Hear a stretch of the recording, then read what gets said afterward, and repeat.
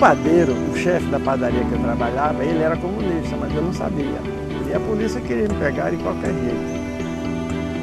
Naquela época o negócio era dureza, não tinha muita paciência com trabalhadores não. Então o problema da organização é um problema que ele é o centro, é o coração de qualquer coisa de sério que você queira fazer. Participei de todos os congressos a partir de 4 congressos. O que o Jango fez, eu acho que fez com muita justeza, foi evitar que houvesse no Brasil um laticínio. O Jango, na minha opinião, salvou muita vida de brasileiros. Tem mudança no país sem povo. Pode ter as cabeças que tiveram, nós já tivemos no Brasil muitas cabeças lúcidas, essa coisa toda, mas não é por aí. Você só pode fazer isso se você tiver a democracia como um elemento fundamental.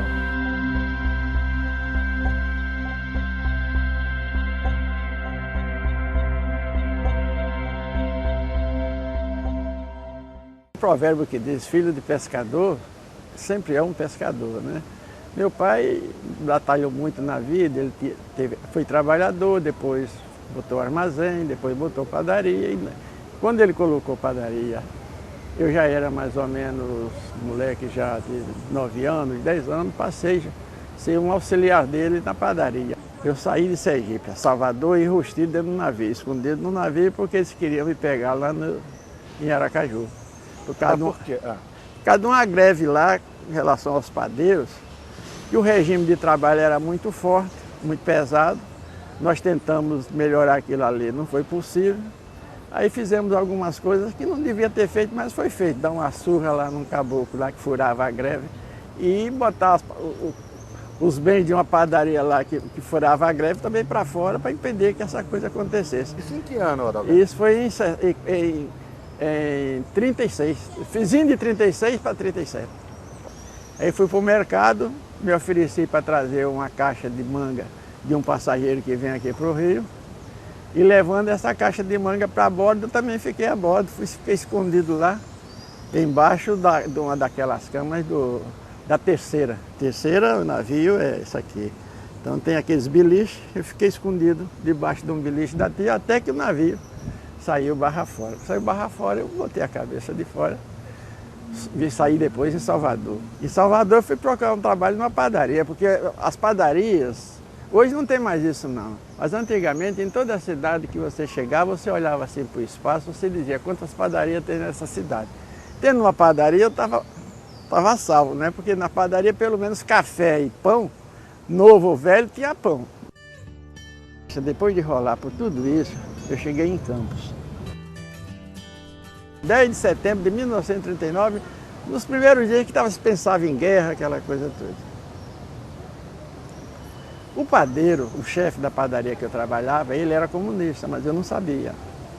Não tinha nada. Então ele tentou e queria construir uma associação de defesa dos trabalhadores em padaria. Eu, como já tinha feito isso lá em Sergipe, aquela coisa toda, e por onde eu andei sempre procurei mexer com essas coisas, eu fui um dos grandes entusiastas para que essa coisa se realizasse. Mas acontece que nós marcamos uma reunião, nós éramos 11. Quando nós estávamos reunidos, a polícia chegou, dois fugiram, que eu não sei nem o destino que eles tomaram, e ficamos 9. Fomos presos todos os 9.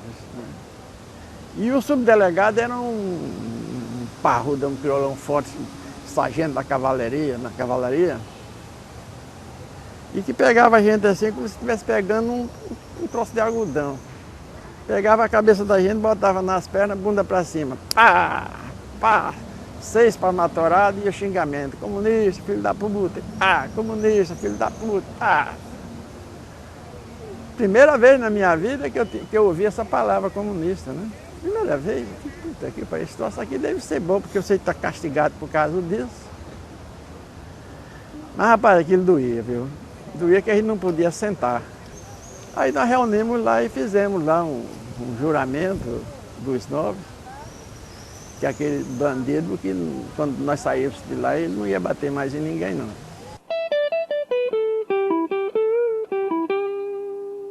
Aí eu terminei sendo eleito secretário do Sindicato dos Padeiros, isso já em 43. E depois formou-se aqui a base do partido. Em maio de 43 eu assinei uma ficha que era a ficha se filiando ao partido. Aí já começamos a discutir esse problema da Revolução de Outubro, aquela coisa toda, que foi por isso aí que a gente se entusiasmou e botou fogo na casa. Então nós íamos para a Central do Brasil, formava uma briga, troca de soco para lá, troca de soco para cá, e tinha 3 ou 4 companheiros espalhados na distância. Quando a polícia corria para pegar a gente, eles... Então, os panfletos subiam, mas ninguém sabia. A própria polícia, só para despistar, para aquela coisa. E assim foi indo, assim, foi crescendo assim, até chegar à legalidade do partido.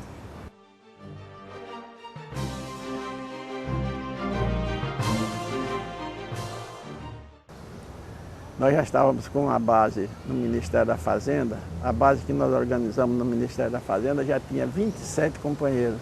Aí eu era um elemento ali bem conceituado ali dentro, aquela coisa toda. Quando aconteceu esse fato, o diretor-geral da Fazenda Nacional chamou o José Pereira, que era o chefe de polícia, para ver se me tirava do bolo dos demitidos. Conversaram lá os dois e depois ele me perguntou: como é, você faz uma carta renunciando o que você pensa, aquela coisa toda, e você está livre. Digo, mas só eu ou os outros? Todos. Não, só você. Então não precisa nada disso. Então o que eu trouxe, aí foi o processo, foi todo mundo para a rua.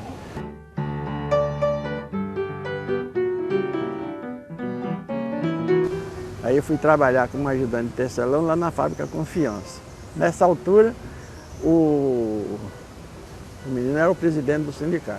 O Hércules Correia. O Hércules era o presidente do sindicato e o Cleonildo era o secretário, o companheiro também do partido, que era o presidente do sindicato. E eu fui trabalhar lá para formar o partido dentro, não foi para aprender tecelagem, coisa nenhuma. O objetivo lá que podia entrar como ajudante, aprender de tecelão, mas para poder organizar o partido na fábrica Confiança, porque se esboçava, se esperançava ter uma greve aí, essa coisa toda. E eu fui para lá para isso e paramos a fábrica depois, em pouco tempo, a gente organizou o partido e parou a fábrica. E a greve aqui durou um bocado de dias aí com essa coisa toda. Bom, terminada a greve, o que é que acontece? Eu não pude voltar mais para a fábrica. Aí aquela ânsia do primeiro filho é um troço doido, né? Fiquei naquela coisa. Terminou o trabalho, o sábado, troquei de roupa, assim, eu saí assim aqui, eu vou lá na maternidade, logo na mesma avenida, Santa Isabel, lá embaixo. Entrei, olhei assim, de como é, nasceu, nasceu. Ela mostrou, eu nem entrei, rapaz. Viu, tá tudo bem, voltei. Mas quando eu voltei, eu digo, eu não vou sair pela porta da frente, eu vou sair pela porta do sul. Não deu outra coisa. Quando saí pela porta do sul, a polícia estava esperando lá na porta da frente. Depois fui para a seção de organização nacional, fui ajudar o partido a construir por aí afora. Porque o que é que me levou? Remar uma canoa, 3 horas, rio acima, para levar um jornal para um camponês. Isso onde? Em Sergipe. Em que ano? Isso lá no 52, 53, por aí. Porque dependia dele para montar o trabalho de organização ali.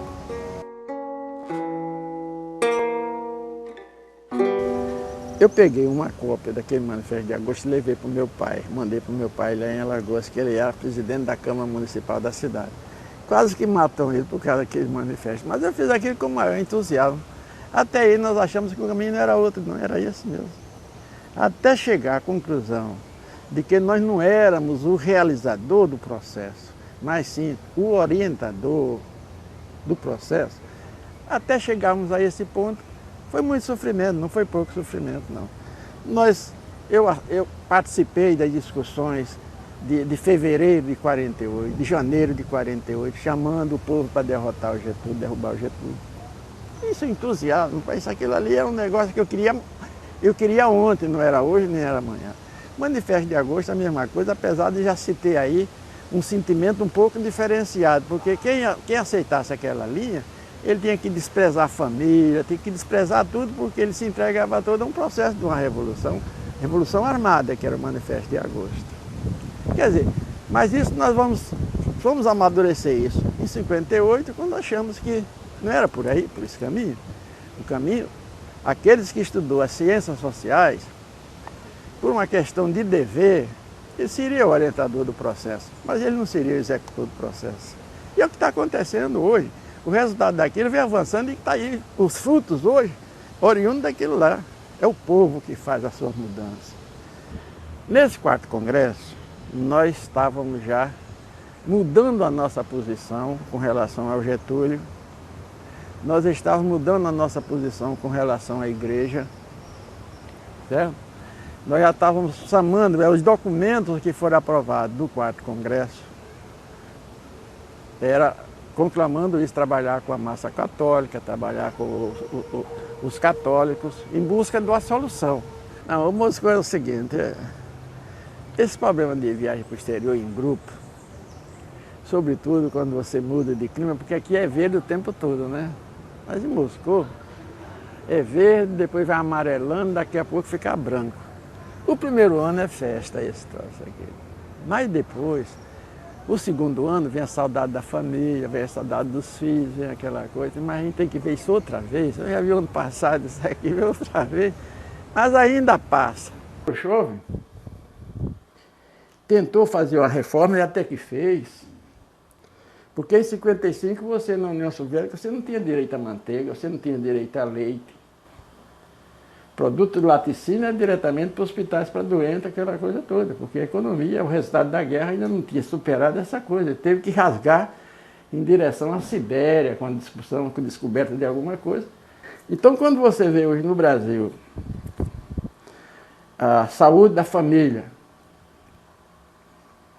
isso eu vi em Moscou, 55. Certo? Eu vi. Esse atendimento escolar, isso eu vi lá em Moscou durante esse período. Portanto, tem uma série de coisas que está sendo aplicada aqui, não é como o modelo dos Estados Unidos, que hoje é o país mais forte do mundo do ponto de vista do capitalismo. Mas é o exemplo do aspecto social mais avançado do mundo, que foi a União Soviética. Essa sociedade é que está sendo construída hoje. Eu sei que, não sei, eu não faço assim um julgamento de que estava tudo errado, porque não se muda um Estado como se mudou, compreendeu? Só com oração não.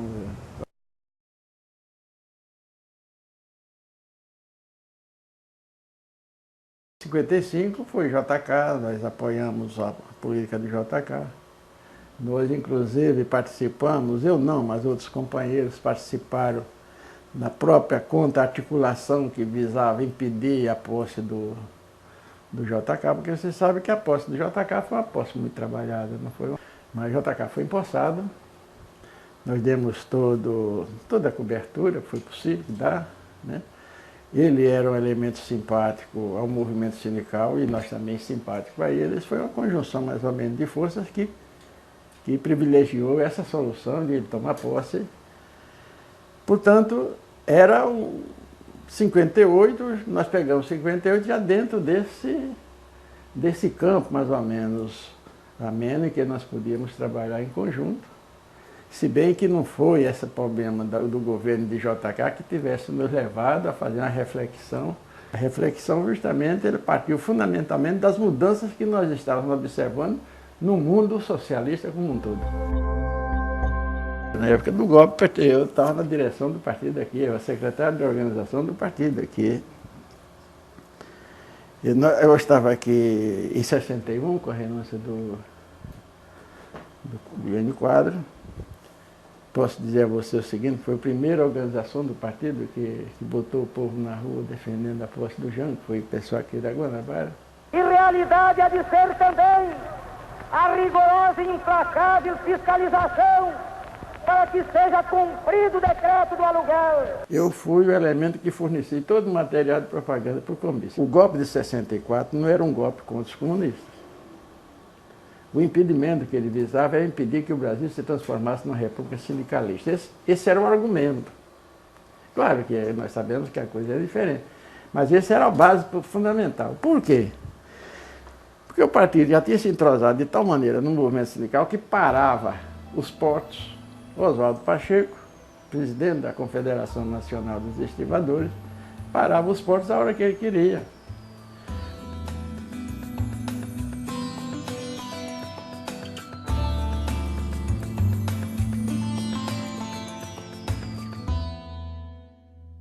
Os ferroviários paravam as estradas de ferro por aí quando queria. Fundamentalmente, os petroleiros paravam a Petrobras a hora que queria. Mas foi um elemento muito mal compreendido, porque isso se dava na empresa pública. Certo? Que greve numa empresa pública é um passeio. Greve numa empresa particular, aí o negócio torna-se mais sério. Então aquele movimento greve, que era um movimento enorme, essa coisa toda, mas era um golpe que a base dele estava nas empresas estatais. Nas empresas privadas a coisa era mais difícil. Criou uma ilusão. Criou uma ilusão de que nós já estávamos no poder. O próprio Jango foi o elemento mais consciente de tudo isso. Porque o americano queria tomar essa base mesmo. E não media sacrifício para essa base se transformar. O que o Jango fez, eu acho que fez com muita justeza, foi evitar que houvesse no Brasil um morticínio. O Jango, na minha opinião, salvou muita vida de brasileiros. Certo? Porque a esquadra estava no Salvador, americana, para quê? Para reprimir qualquer manifestação de peso que ocasionasse no Brasil.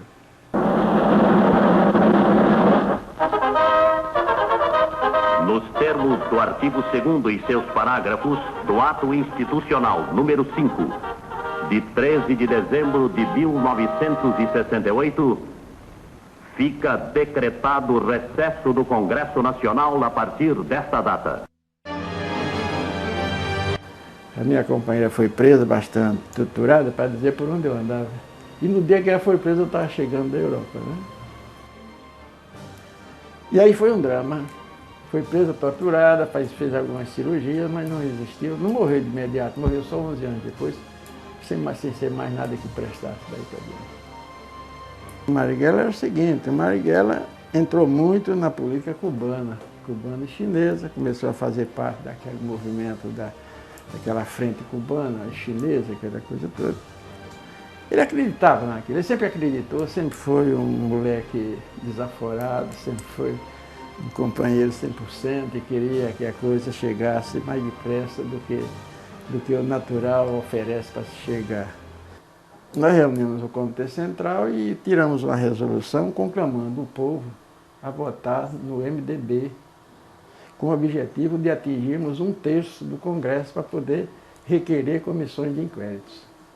Essa era a nossa estratégia, porque todos nós estávamos na sombra do MDB e conclamamos através da resolução de 74 que o povo deveria... O resultado foi o quê? O resultado foi de tal ordem positivo que o próprio Gás criou o senador biônico para poder ter maioria do Senado. E na Câmara a coisa ficou quase que pau a pau. E a ordem do general Golbery era o seguinte, aos comunistas, ou humilhação ou eliminação. Um contato comigo podia ser prejudicial para toda a organização. Eu reconheço que essa medida é uma medida justa, medida tem coerência, tem essa coisa toda. Mas eu passei 4 meses em São Paulo e terminei morando num quarto de despejo de pobre, de casa de pobre. Onde eu e a minha mulher doente e uma menina de 1 ano, tivemos que conviver com ratos, barata, enfim, como que pudesse ser de nojento nisso. E o Vinha chegou lá e disse, não, aqui não. Em seguida ele trouxe um companheiro que serviu de fiador e eu pude alugar uma casa. Certo? E por aí tinha passado um bocado de gente, então eu fiquei grato a esse companheiro, por essa razão. Porque num momento desse que a gente vê se existe humanismo, se existe solidariedade, o que é que existe? Você é apenas o companheirismo, porque o companheirismo é o companheirismo, mas além disso tem uma coisa que é mais fundo que isso. E ele me revelou isso.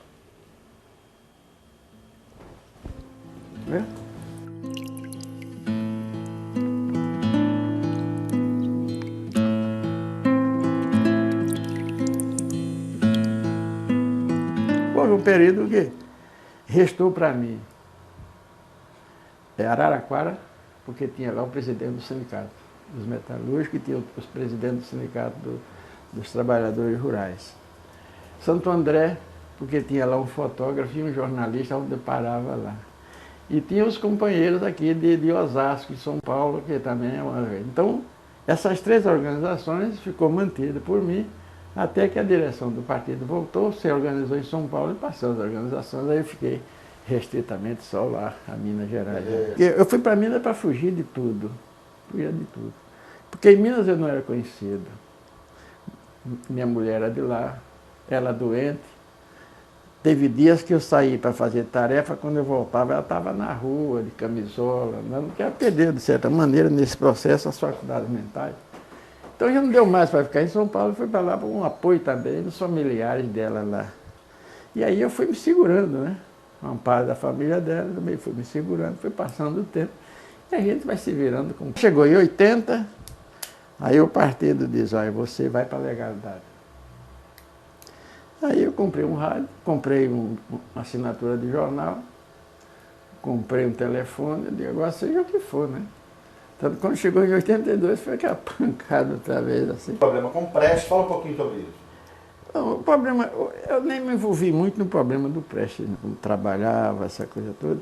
E mesmo porque a minha atividade estava um pouco distante das atividades ligadas ao Prestes. Eu estava lá para Minas, o Prestes estava para o Rio, o relacionamento que ele Prestes passou a ter, de certa maneira, era um relacionamento que criava dúvida para nós dentro da situação que estava se trabalhando.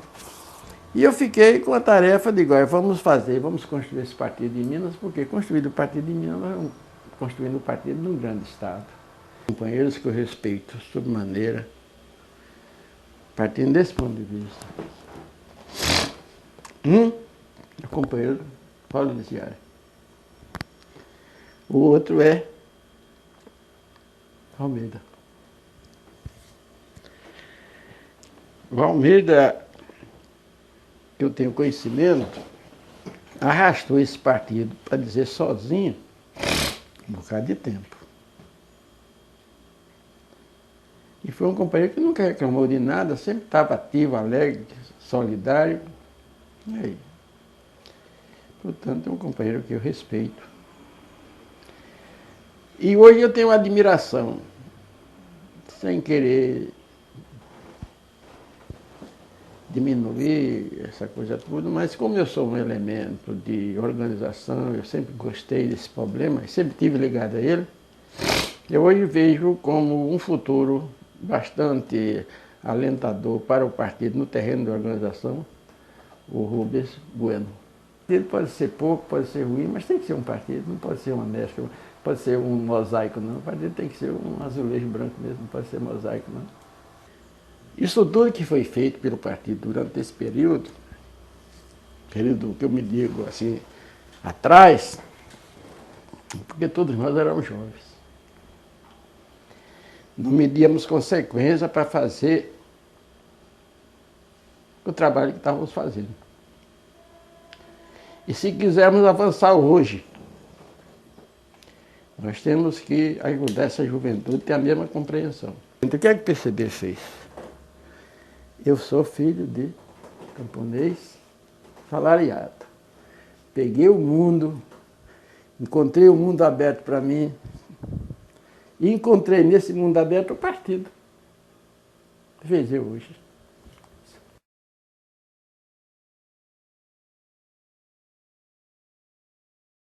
Aí o companheiro disse, não, mas o congresso do partido nós temos que fazer de qualquer jeito.